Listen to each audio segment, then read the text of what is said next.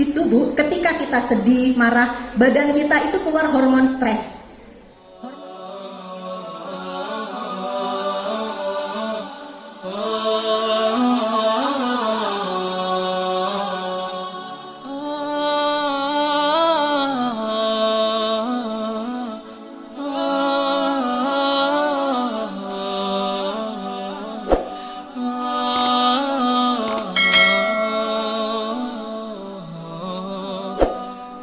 Apakah kita bisa mengharapkan orang tua kita berubah?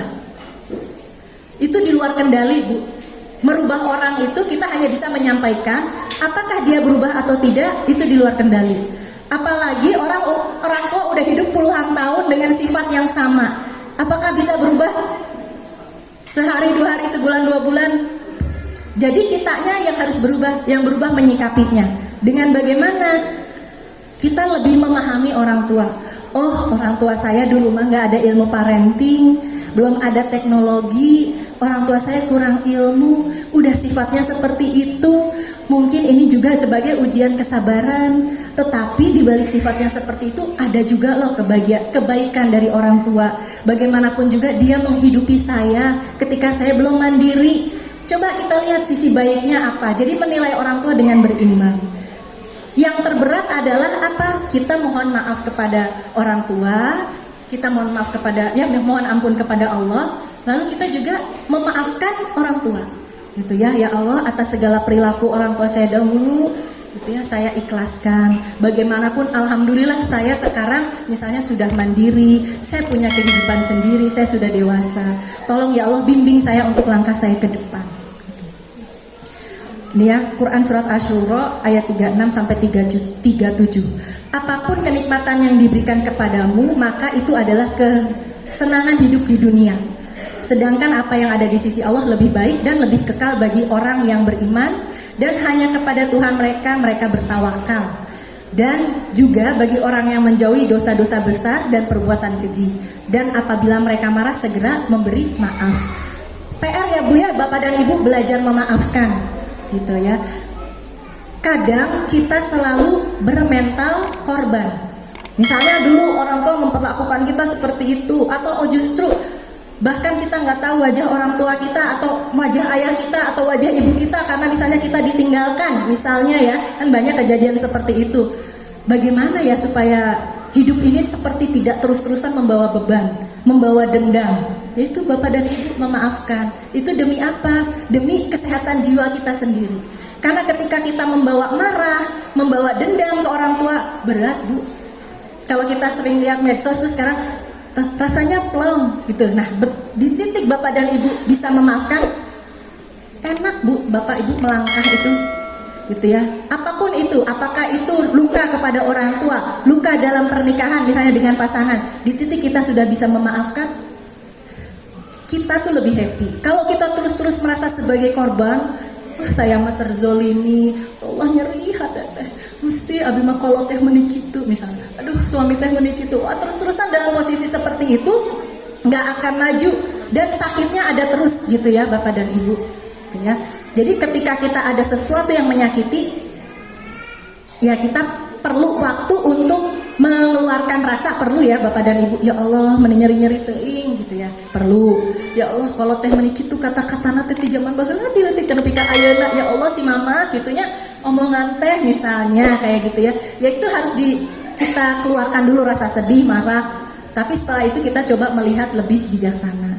Selalu kaitkan dengan apa ya, ajaran, nilai-nilai yang ada. Itu akan menguatkan untuk berubah.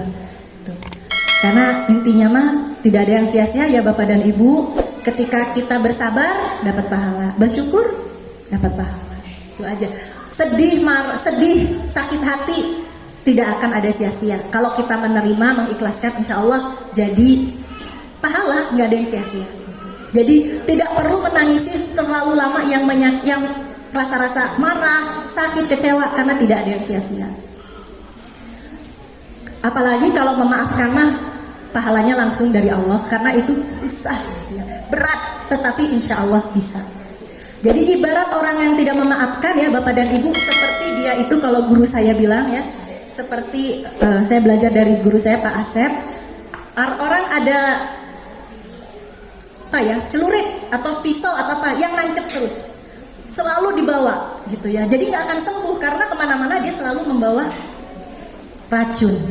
Dan kalau orang yang tidak memaafkan sebetulnya meracuni diri sendiri. Misalnya tidak memaafkan orang tua, tidak memaafkan suami, misalnya ya, meracuni diri sendiri. Nah, bisa meracuni diri sendiri kan abi korban. Ketika kita kena masalah yang besar, sakit hati, nyeri bisa, nyeri. Nah ya, ada. Besok ketemu orang cerita lagi dengan intensitas yang sama, nyeri hati abi, misalnya gitu. Si papa, si mama, misalnya gitu. Itu Bu, ketika kita sedih, marah, badan kita itu keluar hormon stres. Hormon stres keluar seret dengan, dan hormon itu kalau berlebihan meracuni diri kita.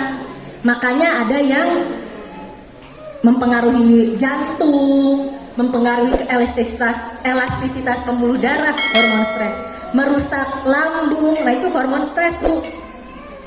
Jadi daya ketemu lagi temen, sahabat, curhat tuh, ya Allah Habib teh nyeri. Dah, begitu bilang nyeri, keluar hormon stres ke badan kita. Yang tadi cuma 1, 2, 3, 4, 5, lama-lama banyak. Akhirnya over tuh hormon stres di badan. Akhirnya apa? Sakit Bu. TBC, tekanan batin karena cinta. Cinta maksudnya dilukai gitu ya. Karena dilukai, tekanan batin. Bener Bu. PR, memaafkan.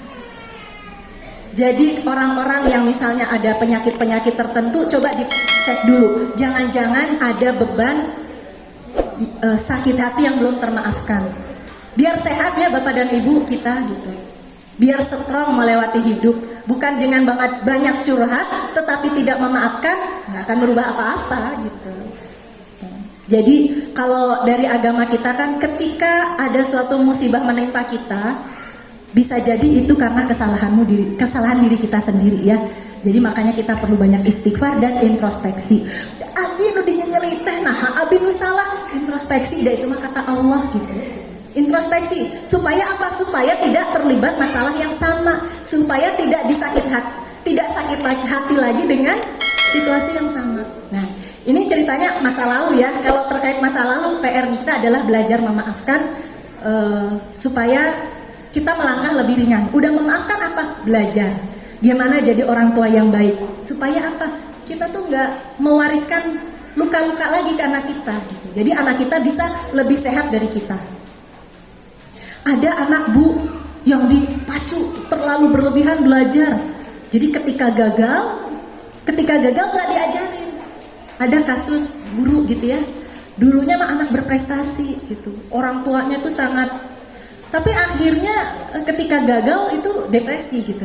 Pernah mengalami fase depresi dalam dirinya. Padahal dia seorang pendidik ya gitu. Maksudnya dia harus tetap bisa PR tersendiri juga buat para pendidik itu.